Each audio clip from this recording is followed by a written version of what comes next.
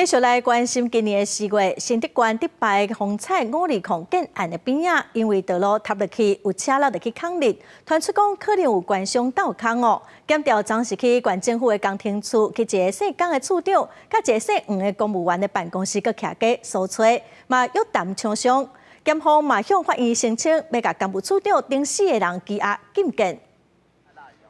一台特斯拉落落去涂骹的坑，不少民众看到是拢惊一跳。今年4月份，新竹县迪北车路绑起的事件，研判是甲风采520这个建案屋地下室抽地下水、地书土马流失有关系。即嘛疑似甲假钱案件有牵连。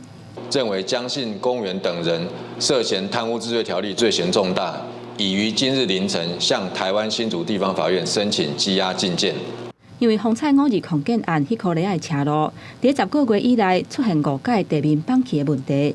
检调伫侦办的过程当中，发现工务处疑似是涉嫌收乌西，所以伫初7，检调去县府、甲姓江工务处长的办公室、甲因徛家等等的所在搜查，结果伫伊住的所在排水管甲其他的所在，找到上百万的现金，所以甲姓江的处长、姓黄承办的公务人员带登去侦讯，而且传唤厂商到案说明，认定涉嫌犯贪污治罪条例等等的罪嫌重大，申请羁押禁见。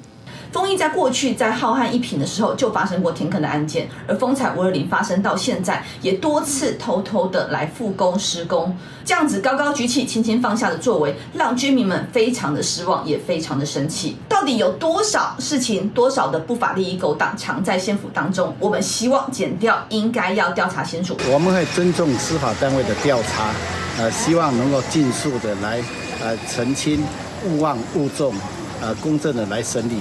县府疑似传出有备案，县长杨文科敢讲会尊重司法的调查，嘛希望会当赶紧查明真相，唔通让违法的人逍遥法外。记者综合报道。